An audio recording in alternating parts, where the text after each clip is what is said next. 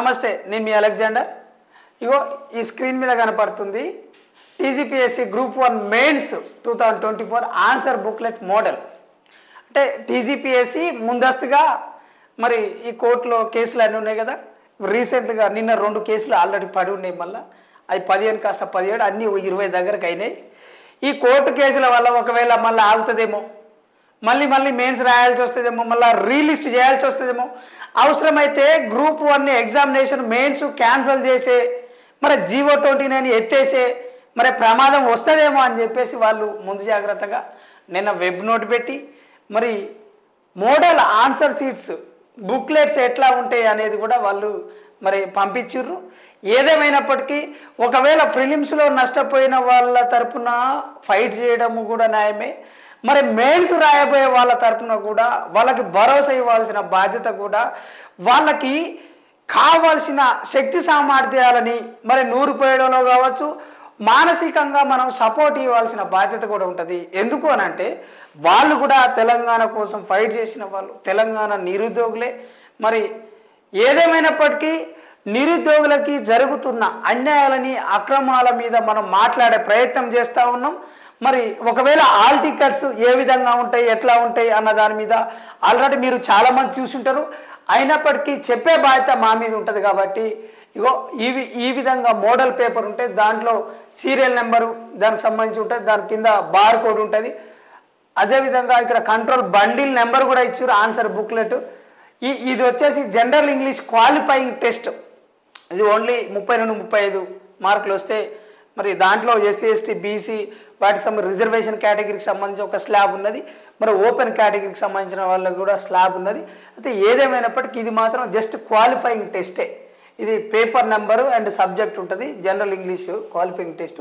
Notification number and district code కూడా ఉంటుంది. అదేవిధంగా అప్లికేషన్ ఐడి ఉంటుంది. దాంట్లో మెయిన్స్ ఆల్ టికెట్ నెంబర్ ఉంటుంది.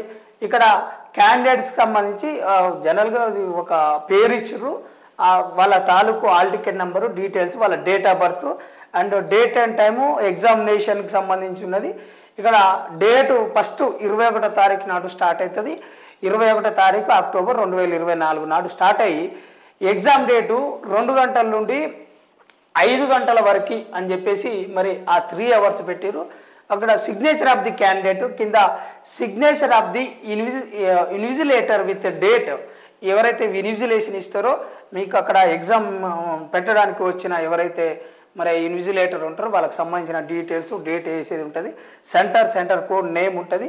ఇవి కింద ఏ విధంగా ఆన్సర్ చేయాలి అన్న దాని మీద మరి దానికి సంబంధించిన ఇన్స్ట్రక్షన్స్ కూడా ఉంటాయి.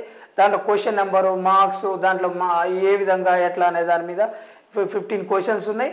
ఈ 15 క్వశ్చన్స్ సంబంధించి మొత్తం సబ్జెక్టు, ఆ సబ్జెక్ట్ టోటలు, దాంట్లో గ్రాండ్ టోటల్ మార్క్స్ ఏ విధంగా ఉన్నాయి, మార్క్స్ ఇన్ వర్డ్స్, వచ్చిన మార్క్స్ కూడా ఇక్కడ వర్డ్స్లో కూడా రాస్తారు.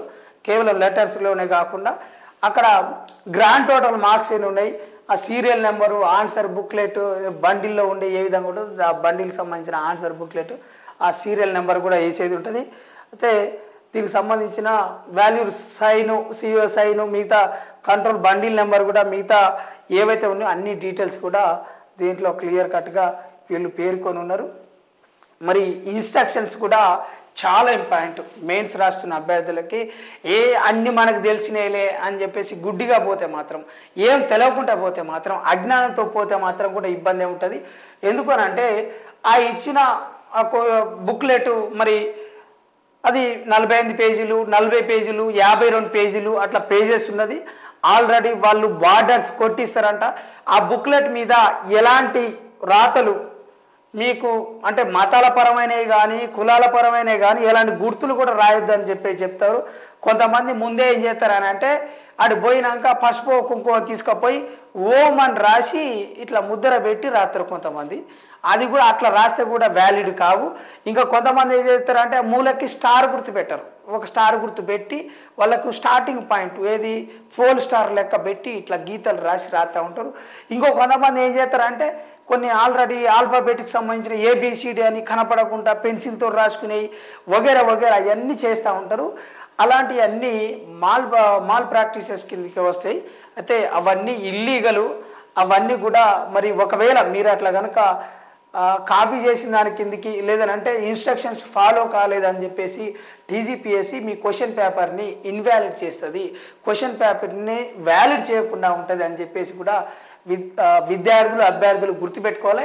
తప్పనిసరిగా బ్లూ ఆర్ బ్లాక్ పెన్ మాత్రం తీసుకుపోవాలి. Hall ticket with a latest original pass photo తీసుకుపోవాలి. రీసెంట్లీ పాస్ ఫోటో తీసుకుపోవాలి.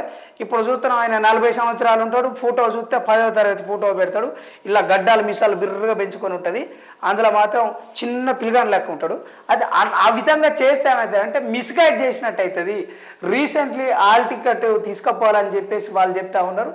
మరి ఫోటో ఐడి కార్డు దానికి సంబంధించిన ఎట్లా వగైరా వగైరా మనకు సంబంధించిన పర్సనల్ డీటెయిల్స్ సంబంధించి కూడా క్లియర్ కట్గా ఉండాలి. మన ఆధార్ కార్డు ఉందా, మరి ఓటర్ ఐడి కార్డు ఉందా, లేదనంటే లైసెన్స్ ఏమైనా డ్రైవింగ్ లైసెన్స్ ఉన్నదా ఏందనేది కూడా అలాంటి మరి ముందస్తుగానే తీసుకుపోవాలి. తీరా సెంటర్కి పోయినాక సార్ లేదని చెప్పి వాళ్ళతోటి గొడవ పడితే కూడా బాగుండదు కనుక ఒకసారి ఆలోచించి మరి మన దగ్గర ఏమేమి ఉన్నాయి, మరి ఏమేమి తీసుకుపోవాలి, ఇన్స్ట్రక్షన్స్లో ఏమేమి మెన్షన్ చేసిర్రు, మరి మొబైల్ ఫోన్స్ తీసుకుపోకూడదు, వాచెస్ కూడా ఎలక్ట్రానిక్ గాడ్జెట్స్ ఎలాంటివి తీసుకుపోకూడదు.